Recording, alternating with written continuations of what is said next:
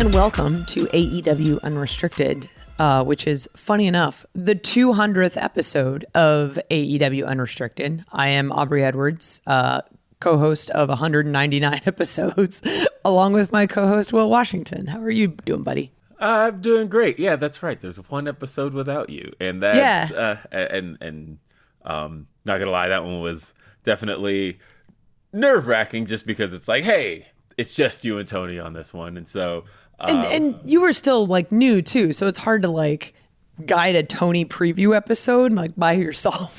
Yeah. But surprisingly, like, Tony was happy with it. I'm happy with it. So of course, there we go. You guys hang out together a lot, like just because you're in his office on show day, so it makes total sense. I was just like, here's the equipment. I feel like shit, and I just went to bed. Yes, but no, episode 200. I mean, to have done 200 of these, and that's not exactly something to kind of shake your head at, because like that, we only do this once a week, so we're talking about 4 years of this show.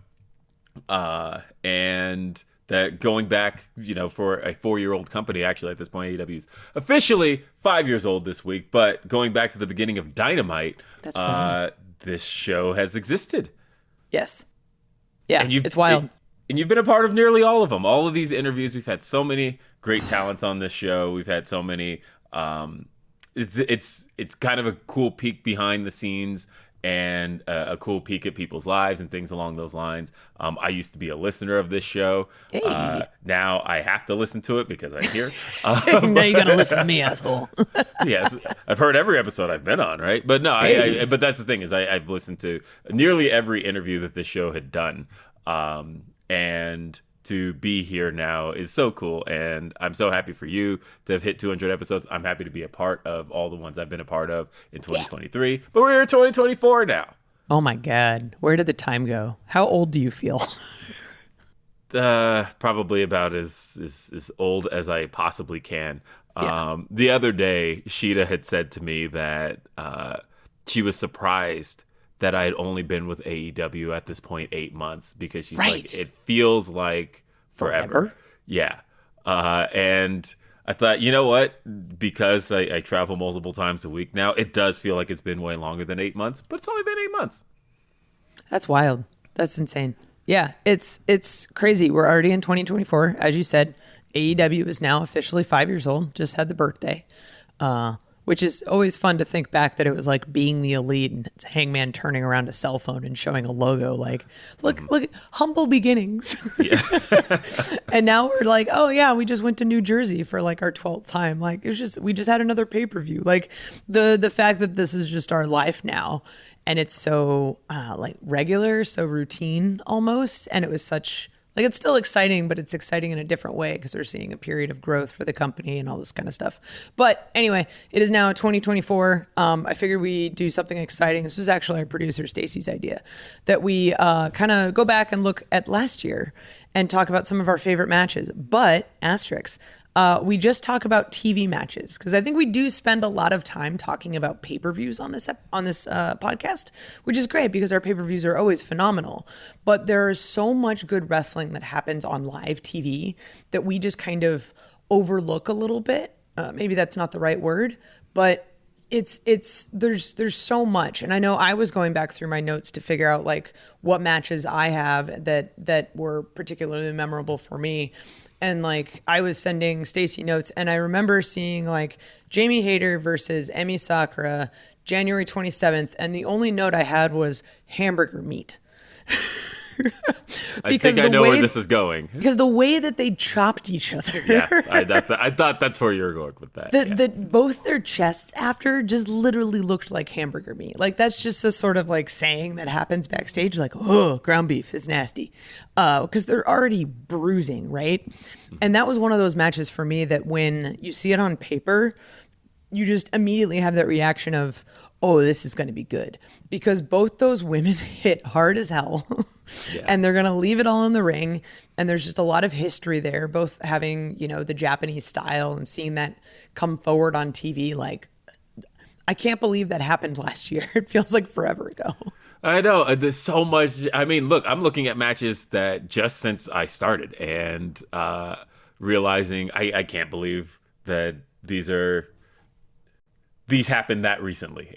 But yeah, this last year was a great year for TV matches, especially considering the circumstances that got to surround it. We got the Continental Classic.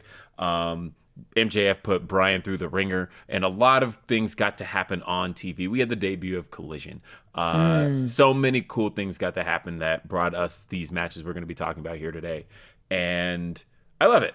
Look, I still, the beauty of working this job is that I still love pro wrestling. I still absolutely love it. I still love watching it. I still get those thrills. I can know the full outcome of a match, and I will still. I told Daniel Garcia and Bryan Danielson that they got me on a couple of falsies. Like, I thought, was I lied to here somehow?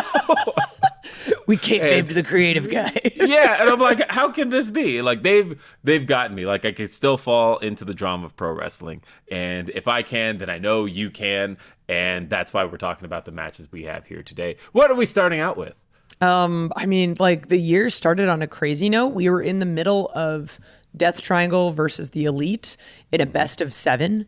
And I remember when this was announced at the end of 2022, that feels like forever ago, that in my mind, best of 7s are really difficult because you're seeing the same people on a weekly basis in kind of a similar format. So as a performer, you're kind of stuck in this spot of, I need to find a way to step it up every single week. And the way that this series kind of culminated, like at one point, the Elite were down 3-1 versus Death Triangle. And then we ended up leading to this ladder match right after the Falls Count Anywhere. And it was just absolutely insane. Like, both of these teams are no strangers to ladder matches. I was going back and looking at some of the clips. Like, Penta did his finish on one of the ladders that was like horizontal, hanging from another ladder and the rope. There's just stupid stuff happening constantly. And it was such a great tournament. It ended so well, seeing the Elite become Trios champions. And I just think it was a great start to the year. Yeah, absolutely. I was a big fan of this. It happened at the Kia Forum in Los Angeles, and just a phenomenal main event.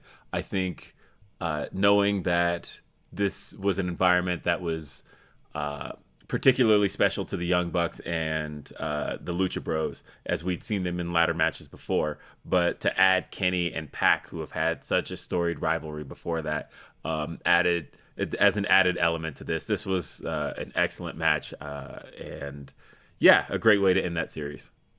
I really like it too, because of the 2 matches we've talked so far, there's been 2 people who have fortunately been out with injury, and it's nice to kind of go back and remember like how great all of these were and how many amazing performers we have, that not even that you just see on TV every week, but in the deck that is our roster.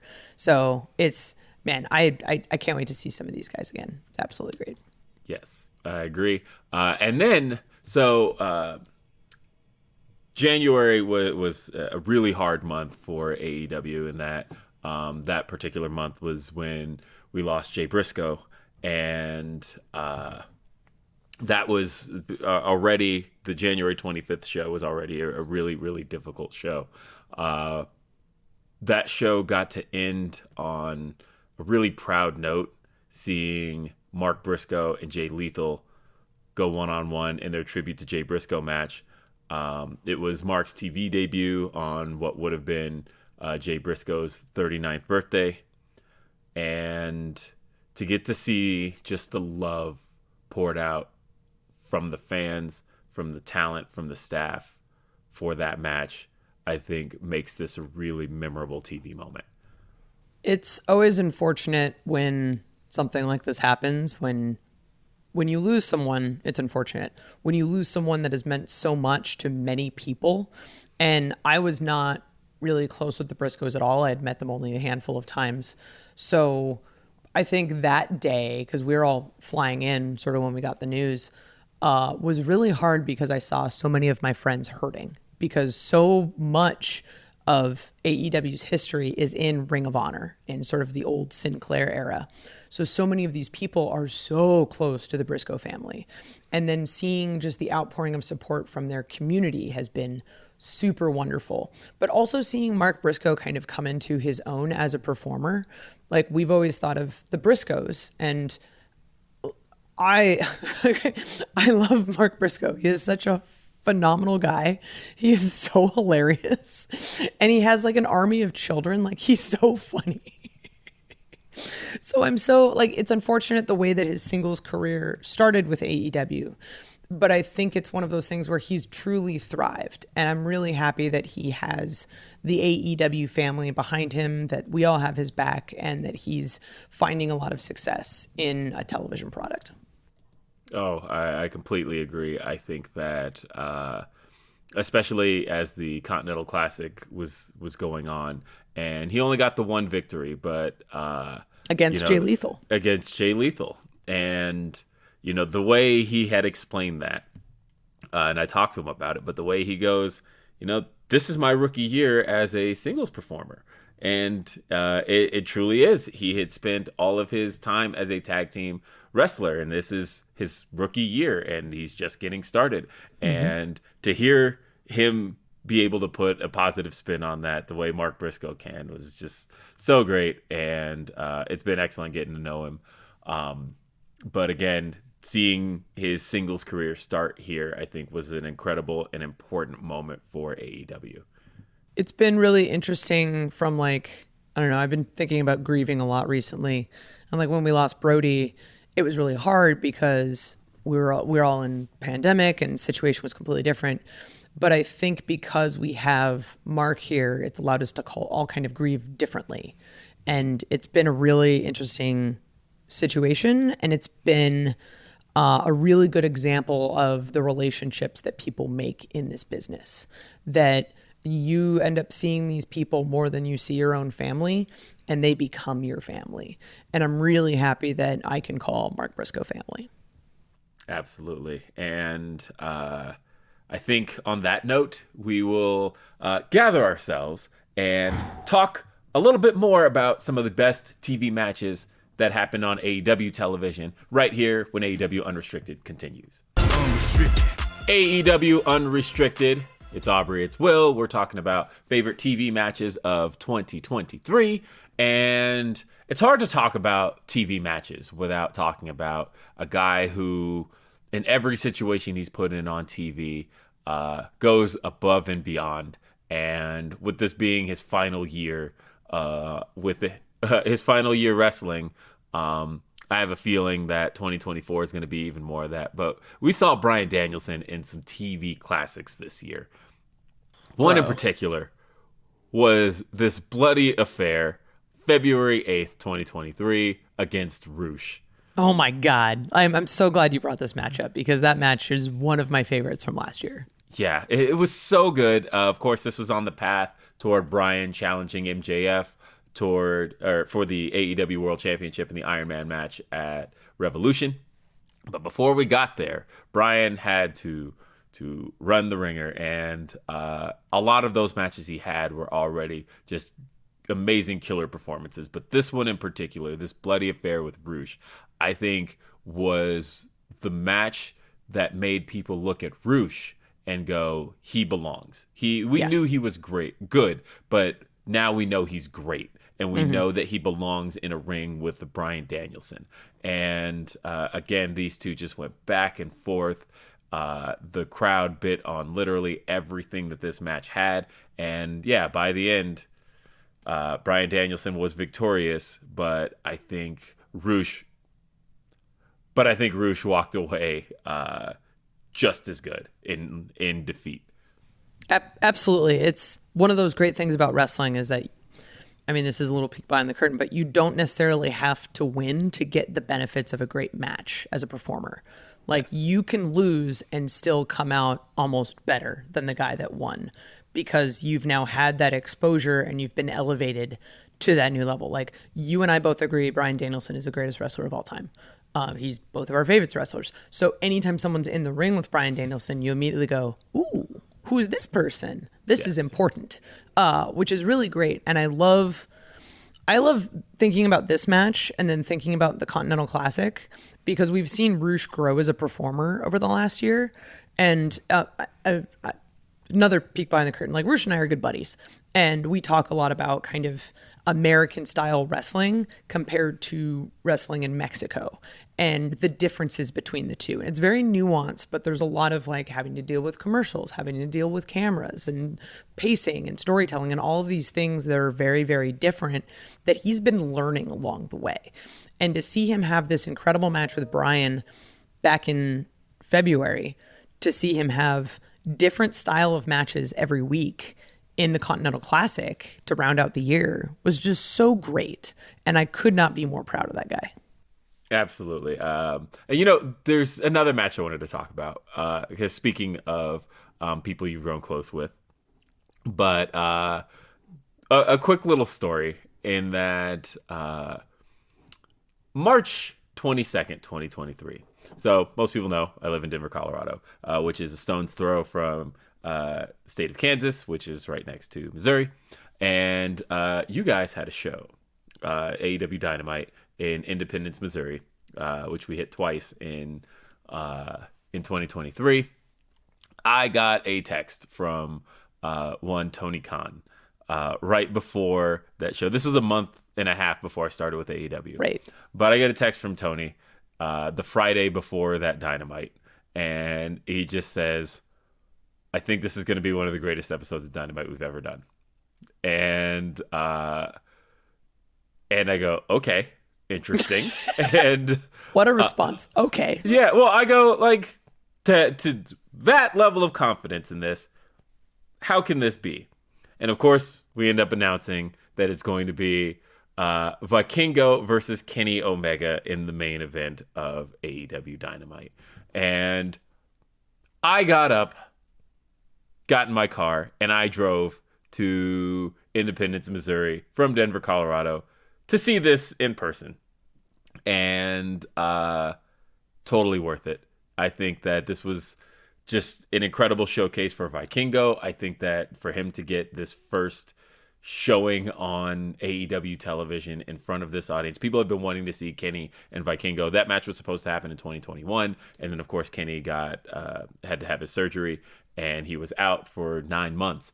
And this was the first Kenny Omega singles match since that time period. And of course, for him to come back into singles competition and to do this particular match with Vikingo was just the absolute right call. And it capped off what was already an incredible episode of Dynamite.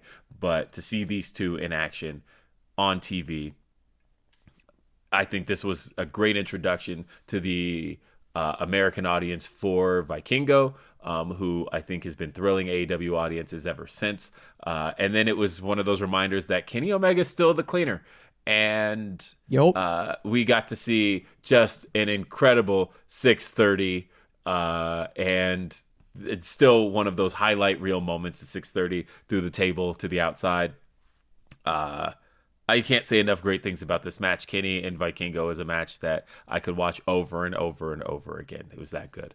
My favorite part of this was watching the online discourse about it. Like when it got announced, the general response was, well, who the hell is this guy? Because it's like, you're someone who's not on AEW TV, someone who's like, most people can't even pronounce his name. And it's just like, wait, he's the longest reigning champion at AAA, and he's wrestling Kenny. So once you kind of make that connection of, oh, this is a big deal. Like Kenny has wanted to do this match. So we're now doing it on TV.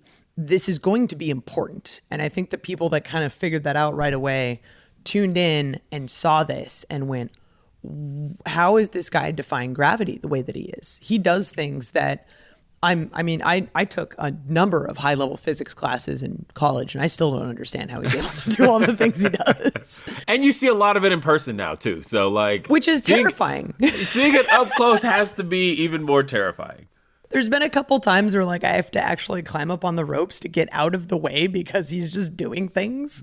And it's hard because you can kind of predict where wrestlers are going based on moves, but you can't with him because he's over here and then he's over here on this rope and then he's like upside down on the floor and you're just, how the hell did he get here? He's such an incredible wrestler. I feel like every time he's on TV, he surprises us.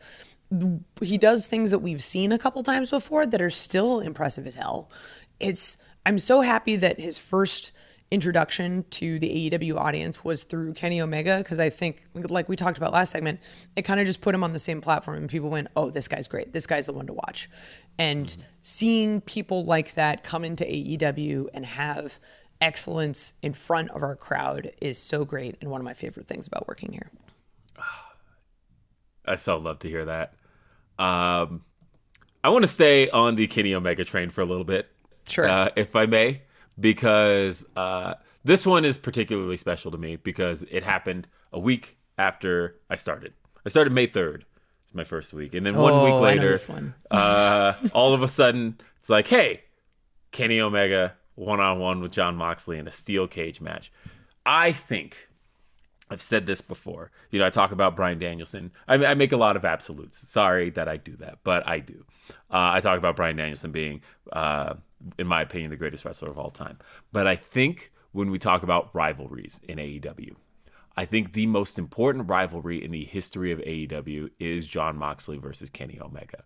And Agreed. The reason I feel that way is because when you think about the first AEW show and how it went off the air, talking about the original Double or Nothing, it ends with Jon Moxley making his debut and brawling with Kenny Omega, throwing him off the stage, throwing him off the chips, and pretty much the first tone setter for AEW going off the air was Jon Moxley and Kenny Omega. We knew these two would be going at it forever as soon as AEW's first show went off the air. And so to me, every time these two can revisit each other, it is a reminder of the origins of the company. And so to me, I think it's the most important rivalry in AEW's history. And to get to do it on Dynamite again, we had seen them before in at the original Winter is Coming that saw Kenny Omega win the AEW World Championship. We had seen them also face each other in a exploding barbed wire death match. But up until this point, we hadn't seen them inside of a steel cage. And what was fun about this was for everything to have gone full circle with these two, because we'd seen them both as baby faces. I didn't even mention, by the way, the Lights Out match at Full Gear. Oh my God, there's so much. There's so much with these two. But for these two to have been who they are, and we've seen Kenny Omega as an obnoxious heel. We've seen Jon Moxley as the valiant babyface. But we hadn't quite seen it here, where Jon Moxley was on the villainous side, and Kenny Omega was the hero. And this was in Detroit, Little Caesars Arena. And these guys, again, just tore it down with each other. They just reminded us of how special it is when we get to see Jon Moxley and Kenny Omega together inside a ring. This was also an important moment and a pivotal turn in the BCC and Elite history, because we saw the turn of Don Callis. Yes. Speaking of villainous. Yes. Talk about one of the greatest heel turns of 2023. Like, I was watching the clips this morning, and like watching Kenny do the knee to Jon Moxley to bust open the wall of the cage, where then Kenny gets his legs stuck between the cage and the ring. So I'm just like, please don't hurt Kenny. He's been gone for so long. Like, oh no. And like, I don't think anyone saw the Don Callis thing coming. I mean, you probably did.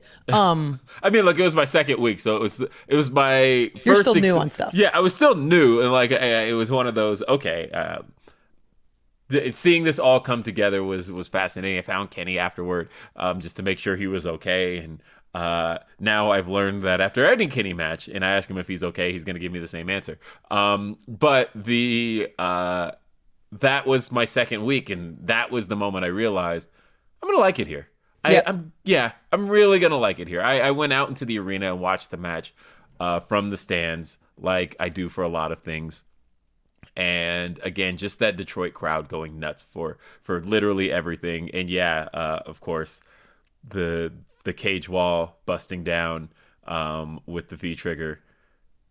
Don Callis' turn. There's so much to remember about this match. But like I said, it was such a pivotal moment for the the Elite and BCC's history, because everything kind of changed after this. It was literally a week later that Hangman rejoins the Elite, and so much had gone down at that point that I love this. I was so happy with them getting to do this in a steel cage, and I can't wait to see Kenny Omega and Jon Moxley tear it up again. There's no way this is the end. This is these two are destined to do this forever, and we got to see it again in 2023, and I love that. Yeah, I know Kenny's out for a little bit and he's recovering from some stuff, and just wanted to send some love to Kenny. Yeah, absolutely. Heck of a fighter, and has gone through so much in just his time at AEW. And it's crazy to think like how good the guy is, even when he's in crazy pain. Mm-hmm. And it's like, could you imagine how great he was if he was 100%? Yeah, I know, right? And like, oh my God, this is wild. But yeah, get well soon, Kenny. Dude, we miss you, buddy. I want to talk about the parking lot fight and how fun this was. It was what episode? It was episode of Rampage, I think. August 4th. August 4th. And we had found out we were doing it like the week before, and trying to figure out, okay, well, who's going to be there? How do we have to change travel? All this kind of stuff. And as soon as we got there and we're sort of setting up how it's all going to work, we knew that we were in for something really, really cool, because that's the kind of match you can really only do in one shot. And obviously live TV, we're doing everything in one shot. Like, yes, but it's in a ring. When you have things like coordinated stunts and broken glass and flaming pieces of wood with barbed wire, like when you have Sue driving in a van, to have this all orchestrated is not only like just a testament to how great and creative our wrestlers are, but also how on it our production team is. When we say, hey, we need like 3 cars that we can destroy. Okay, cool. And they just make it happen. And hey, we need a van for Sue because her last one got utterly destroyed. And then we find another one. Also, by the way, Sue walks in with a full plate of cookies, which is the most Sue thing I've ever seen. No, absolutely. Yeah. I thought when I started in AEW originally, I thought this was just a gimmick. And nope, that's her. Nope. My favorite part about All In, amongst many other things, was the fact that Sue brought cookies and also brookies, like the brownie cookies. Oh my God. I'm not supposed to be admitting publicly, because personal trainer is going to kill me for this, that I ate those, but I ate those and I have no regrets. There we go. But yeah, the parking lot fight was really great. I think it was a nice callback to the famous parking lot fight we had happened previously during the pandemic. This one was great because we got to see the BCC versus the Best Friends, which was a nice little rivalry. We see Claudio be this incredible beast, which is crazy because he's like actually one of the nicest human beings in the world. And as soon as those cameras are on, I was like, oh, this is a deadly guy. Like, I am scared I might get hurt in this. Yeah. And I'm so close and crazy to the action. So this one was really, really good. And I wanted to make sure we just chatted about this one a little bit. Of course. And it was the return to Daly's Place for everybody. Yes. And for considering that AEW didn't get to run Daly's Place in 2023, to get to go back to do that match, I think it was really special. It was really nice, and it's weird to walk in all of the places where we were at for so long. Like, to walk into Daly's Place and not have just a ring permanently set up in the middle was kind of crazy. And I'm like, this doesn't feel like the same place. But then as soon as you get to where the parking lot brawl was set up, it's like, oh yeah, no, this is the same place. And all the nostalgia comes running back. There's a lot of nostalgia. We're talking about some of our favorite matches from last year here on AEW Unrestricted. AEW Unrestricted, we're back. Aubrey and Will are talking about favorite matches of 2023. We got to take a big Canadian tour this past summer. And it was, that was an experience for me. That was the first time I had ever spent. That was my first trip to Canada ever. Yeah, that was my first trip to Canada ever, starting with Forbidden Door, but then to spend over a week there, as long as we did. Or as long as I did. I didn't get to go home till after the Hamilton show. So I did the 4 back-to-back-to-back shows, then went home, then flew back. And it was just such a great tour and such an eye-opener for me in traveling under me, but I'd say one of my favorite nights had to have been Calgary, and specifically the Calgary episode of Collision. So many things happened there. We crowned the 2 Owen Hart tournament winners, but there was also one match that took place that night. That was the best of 3 falls match between FTR and Bullet Club Gold's Jay White and Juice Robinson. What a match. Dude, I feel like this is the quintessential like Collision match. Yes. Like we were just sort of getting our feet underneath us and figuring out how Collision is different than Dynamite, and how do Saturdays even work? Because this is new for us. And also we're in Canada. So how do Saturdays work? And then how much of this is because we're in Canada and how much of this is going to kind of stay the same? And to have that match happen was so cool, because we often don't see matches that happen this long on television. So already it's special, because like I'm reading the format. I'm like, oh, there are multiple commercial breaks in this. This is going to be really good. And I know all of these guys. I know FTR really well, and I know how they put together matches. And I can't imagine how much fun they had putting this together and how cool it was. And then also just like how long it went. I think it went like 58 minutes. Yeah. Something like that. Yep. Wild. Absolutely wild. And there was so much great storytelling. There was, there's so many times where like I don't get to watch the show during the day, because I'll have like the first match and maybe like the fourth, and I'm just preparing in between, and I end up having to like watch little clips of it after. This is one of those matches where you're walking around backstage and you just stop and watch a monitor, because it was so good. It was so absolutely great. I got to talk with both Juice and Jay after the match, and you know, Jay was still fairly new to AEW at that point, and you know, I asked them basically, you know, how did doing that feel? You know, doing that for an hour, and you know, they had talked about some of the differences in working in Japan, and how much preparation goes into that type of match in Japan, because, you know, language barriers, things like that. But with FTR, it's a little bit different, because that's not what you're going to get with FTR. They're going to be very old school in how they go about this match, and it was, I think it was both a gift and a curse, because ultimately this was a match that made us want to see more.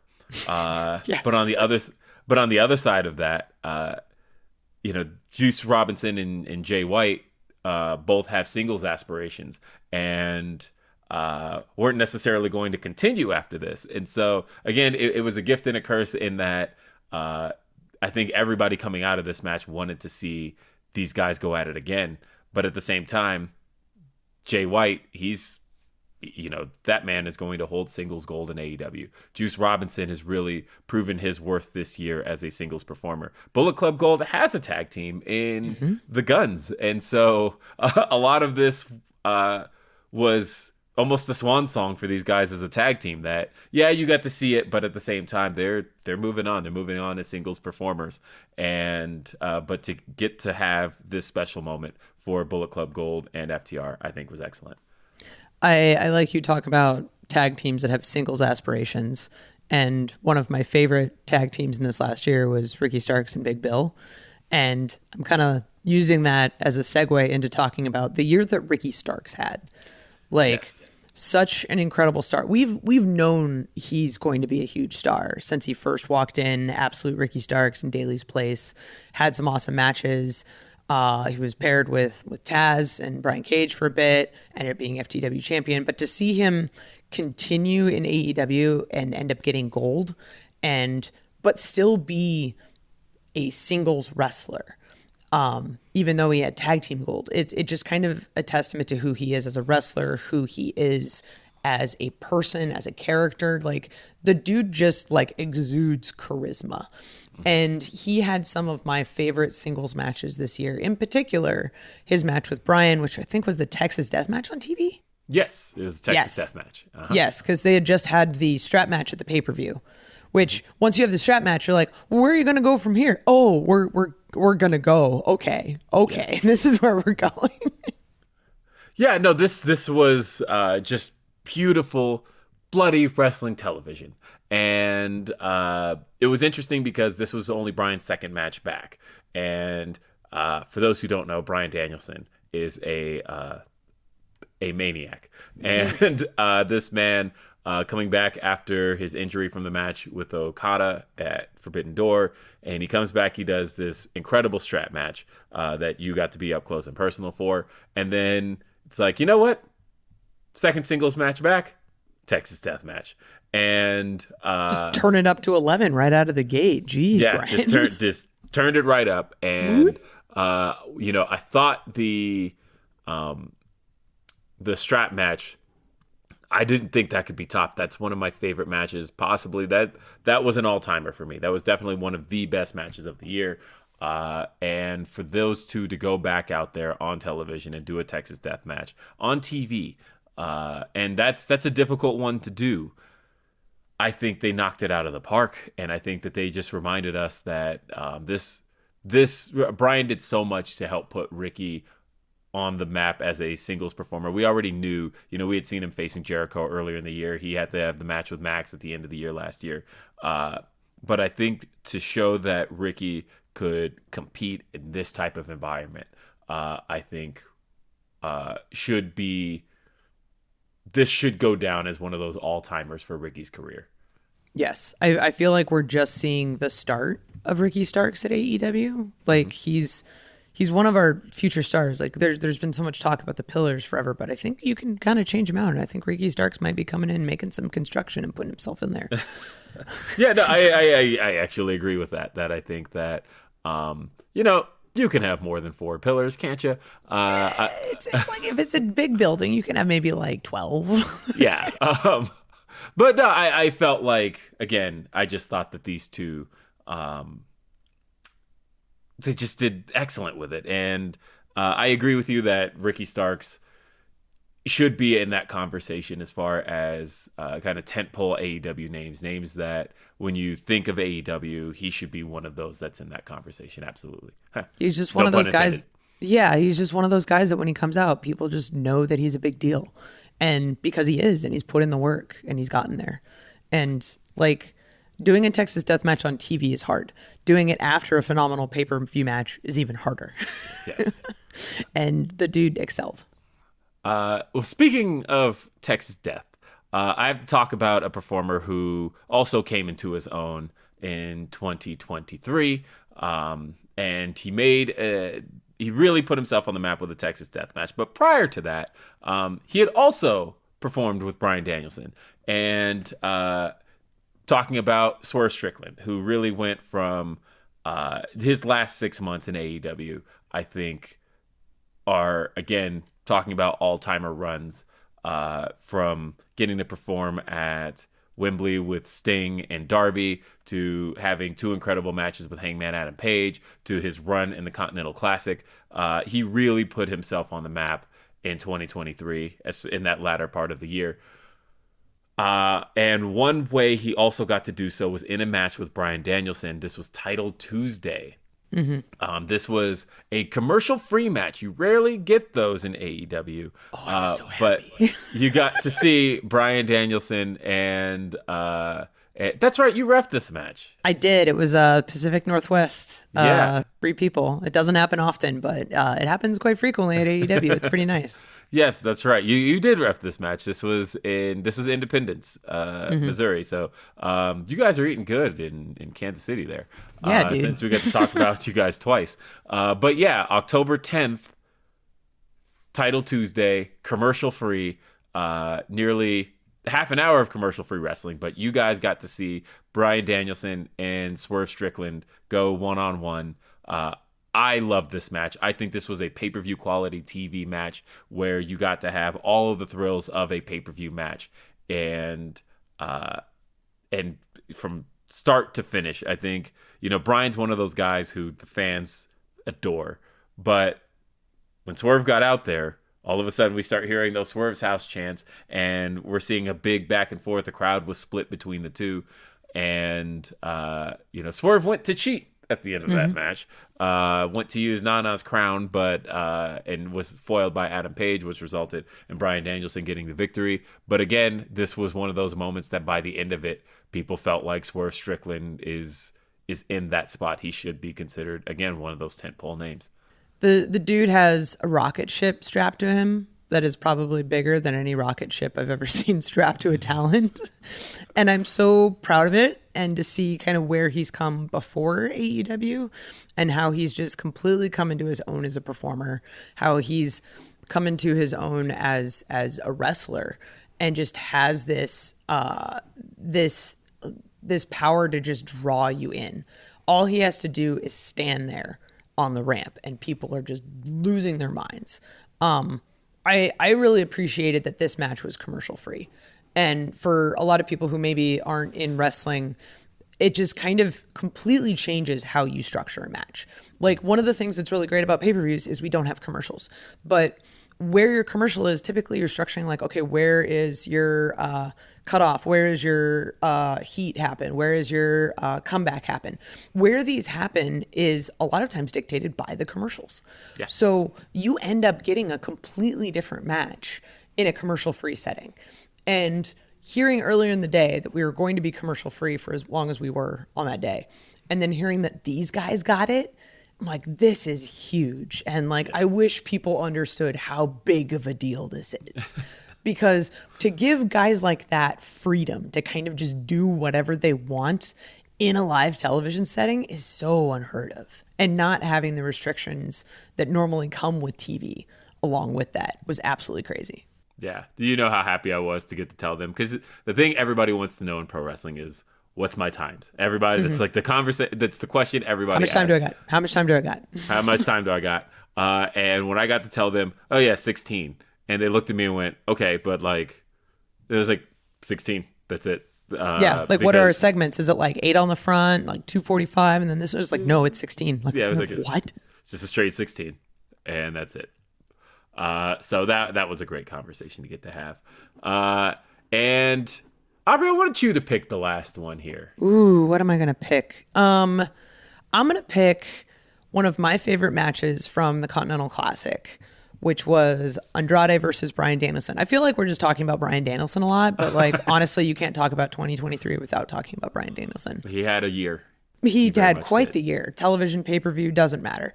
And he was injured for a good chunk of it, so it's like, dude. But this was really great because we've seen what Andrade has done in his whole career back in Mexico, in America, and all of these things. And a lot like Rush, I don't think he had necessarily had that opportunity yet to be elevated in the way that he could be, in the way that we knew that he could be. And to see this match he had with Bryan in the Continental Classic, Bryan had just come back from the eye injury that he got from Andrade. And to see Andrade be as brutal as he was and to see him win, I was shocked when I was talking to them and then like tell me the finish. I'm like, what? Like, we talk about people like, not necessarily needing to win to get the benefits of a match, but like when you win, you get a huge benefit. Yeah, you do. Especially in this, because it's a tournament, there's points. Like, this will literally change the outcome of the tournament. Like, people will like have all their predictions online and then all of a sudden seeing the reaction of, oh, this changes things. And it changes the conversation a lot about both of these wrestlers where you're like, man, like, we know Bryan's great. Now we're reminding you Andrade is great. Yes. So I was really happy I got to do this. I love working with Andrade. I love working with Bryan. And to work with pretty much anybody during the Continental Classic was just really, really fun because tournaments are so great. I'm glad we got to end the year on an incredible tournament. It was one of my, honestly, favorite times that we had at TV in these past 12 months. Honestly, I was a big fan of the Continental Classic. Obviously, people saw my tweets breaking down the scenarios and things along those lines, which was a lot of fun to calculate all of that in a spreadsheet. But I think one of the things I was most proud of with this tournament was how much it was able to put certain guys on the map. That, you walked away from this tournament with a different view of Brody King. You walked away with a different view of Daniel Garcia. And even Jay Lethal, Mark Briscoe. guys that you knew could go, but now you got to get a reminder can go. And I think Andrade was one of those guys that I don't know why anybody had any doubts in him in the first place. Right. But this was just a solid reminder of who he is, what he brings to the table, and what more you should want to see out of Andrade. And I was so proud of how he walked away from this tournament and what he was able to do in it. And to go in there with Bryan Danielson to target the eye, an eye injury that occurred with Andrade, and to see it play a factor again in this match. This was just a beautiful professional wrestling match. And one that scared a lot of people because everybody was panicked over Bryan Danielson. And the eye patch got ripped off. Yeah, I was just like, no! Yeah. I think it was so necessary for what the tournament needed. And I think it was the match that really put the tournament over the top, because everything at that point it was like full speed ahead. Like, we knew this was good, and then it became great right at that moment. Yep. Shout out to Daniel Garcia too. I know that he didn't really get any points in the tournament, but it's been really great to see him establish himself as who he is during the year of 2023 with the dance, being a part of JAS, and then seeing him kind of break out and become this new iteration of Daniel Garcia. He is so incredible to watch. And every time he's on, all he has to do is raise his arms. Yeah. And it's like, the crowd goes nuts. He doesn't even need to do the dance. But the dance is such a small part to who he is. You enjoy all of the wrestling you get with Daniel Garcia on top of just this little fun dance. Yeah. So. And I'm glad he got what he got out of the tournament. Like, ultimately, I think Daniel Garcia is better now for everything he got to do in the tournament, and especially the way he got to end it. Like, I'm really proud of him. Yeah, it was such a great year, such a great tournament. Like, so many amazing things happened in 2023 just on weekly television, and I am so thoroughly excited for what the year has for us ahead. 2024, well, it's to see AEW continue to grow every single year, almost exponentially at this point. And we added so many pay-per-views to our calendar. We've added incredible roster members to our roster. We've added incredible people behind the scenes, such as yourself. Thank you very much. But to see what we're doing now and to see what we've done, I can only imagine what this episode is going to be like next year. When do we talk about it? Yeah, I am curious, because as we've worked on and laid out plans for 2024, I'm almost curious to look back on this episode and what I was thinking at this point. So I'm gonna timestamp this for myself, cool, and go back to it and see how much changed by the end of that. Yeah, it's interesting. It's wild. I'm so happy we're on this journey together. So great. Yes, you've been listening to the 200th episode of AEW Unrestricted. So many awesome matches last year, so many matches to come. You can watch Dynamite on Wednesdays on TBS, Rampage on TNT on Fridays, Collision on Saturday. TNT's, you can listen to this podcast, new episodes every Thursday on all of your favorite podcast platforms, and then watch the video episodes on Monday. I am Aubrey Edwards with my personal friend, Will Washington. Thank you so much for listening.